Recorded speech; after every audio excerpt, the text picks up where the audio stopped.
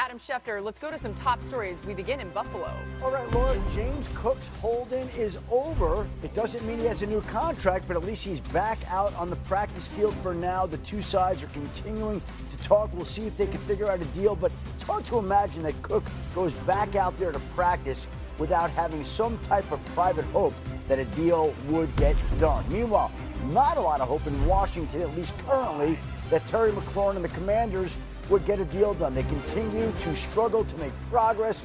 He is a hold-in. He has not returned to practice, unlike James Cook, and there's a disagreement here on what he should be paid, and we'll see if they can figure it out. Meanwhile, the Packers quarterback Jordan Love is having surgery on his left thumb to repair a ligament issue. He'll miss the remainder of the preseason. The Packers believe he is expected to be ready for week 1, which is good news. And this is what's so funny. Jordan Love, everybody applauds him, plays, tears a ligament in his thumb. Oh, maybe you shouldn't be playing your quarterbacks in the preseason, but Joe Burrow wanted to be out there. Tua wanted to be out there. So this ignites that debate about whether or not you should or shouldn't be playing your players. We have that debate like almost every year. We welcome you into NFL Live. So glad you're with us. You heard from Adam Schefter. Mina Kimes is here. Dan Orlovsky. You'll hear from Field Yates a little bit later on. We've got reporters across the way. You know it's almost time for the season when we're all back together, so we're getting closer and closer. Back together again. We've done that a few times. That was like a month ago. That was July. Dan, we just heard this about Jordan Love. It's his non-throwing hand. Any concerns about the Packers quarterback for you? There's always concerns when you're getting surgery 3 or so weeks away from the start of the season. Second year in a row that there's potential missed time for Jordan because of injury, so that has my attention. But I think while they're saying not a concern for like the regular season, there's two things that come to mind specifically to their offense. One, this is an offense that runs the football a ton out of the shotgun, and also with like some pretty unique ball handling just because of some of like the spinner action run that they get. So how comfortable is he going to be holding the ball with different hands and kind of in some unique handoff situations? And also they throw the ball a ton from underneath the center. He's very, very good at it. So is he capable of taking those snaps and executing some of their play action, you know, with even the off-hand ball fakes? Under center play action is where my mind Huge. is, because it's a really important part of their offense. It's how they get to their explosives. Jordan Love was the best quarterback in football statistically in play action last year. Not Jared Goff, not Lamar Jackson. EP per dropback, it was Jordan Love. And about half of those reps were under play action. When he was in the gun, it was mostly, screens, quick hitters. Play action is under center, is how they got to their explosive plays out of play action. When you think about Matthew Golden's potential impact as a downfield threat in this offense, I think about Jordan Love turning his back to the defense, turning around, and then Golden using that 4.2 speed to get downfield. So that's something I would keep an eye on. I think they're really good at running the football out of the gun, but to your point, they do a lot of interesting handoffs. That's another thing I'd watch. But yeah, the play action is what I'm thinking. Like their play action being, I guess, dual purpose, because go right or left. He's capable of faking right and going to his left. When you're faking to the right, it's more of like that left-hand grip on the ball. So how is that going to feel? You mentioned Matthew Golden. It's also just taking reps away from the chemistry and the connection with the first rounder. Especially as a downfield threat, it's one thing to have 4.2 speed. It's another to have that translate into the field. Xavier Worthy being a great example last year, where they didn't quite have the timing right on some of those downfield balls. So you really want to see that with Golden early on. Rob Domofsky, our Packers reporter, recently reported just how good Matthew Golden has looked already. So you hope that they can get that chemistry, continue to go with it. Jordan Love, by the way, top 5 in the NFL last season in completions, 20-plus yards downfield, definitely a big part of the game. Let's get to some more news out of Rams camp. You see Matthew Stafford, well, he's on the sideline because he's not practicing again today. The Rams had expected maybe he would practice yesterday. That didn't happen. Not out there again. It is his back that's acting up. So Lindsey Theory is out at Rams camp. And Lindsey, what is the latest going on with Matthew Stafford today? Laura, you mentioned it. Matthew Stafford was not on the practice field, not even in street clothes. In fact, the only sighting of the Rams quarterback was him walking out the front door of the facility with head athletic trainer Reggie Scott. Sean McVay was not available to talk to reporters today. That was not a scheduled day for McVay.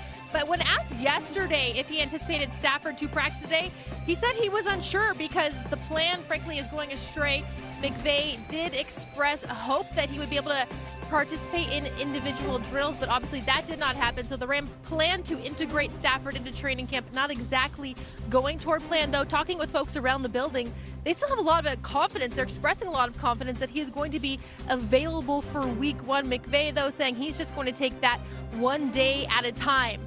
There is something here on the Rams training camp facility at practice that is adjacent to the practice field that caught everyone's attention, though. That is the Immortal Chamber. Laura, get this. It is a chamber in an Airstream. It's red light therapy. I'm told it is purely a coincidence that this trailer is here at practice. It arrived yesterday morning. It is departing tonight. Players have been going in and out of it, including Matthew Stafford yesterday. And when they do come out, they say they feel restored and rejuvenated. That is only, again, I'm told, a coincidence. Not here for Matthew Stafford's back, but does happen to kind of be something nice to have around right now. And that lines up that, listen, I believe you're reporting, Lindsay, but it is a little suspect either way. I noticed the license plate on that Airstream said optimized. We like that.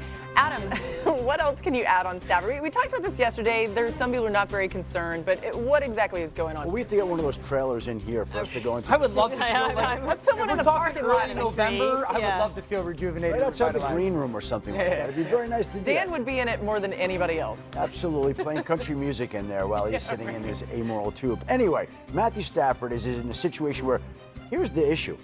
They thought he'd be back at practice Monday. He wasn't. They thought he'd be back at practice maybe today. He's not.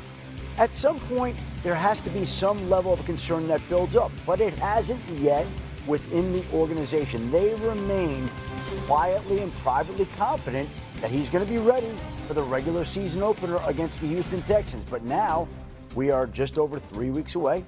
He's 37 years old. It's a backs linger.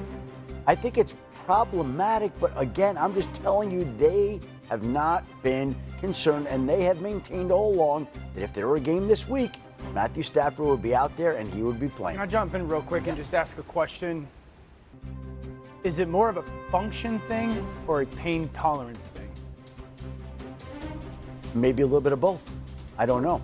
We know, he's one of the toughest people, probably one of the toughest players in the NFL at pain tolerance, but why force that if you don't have to right now?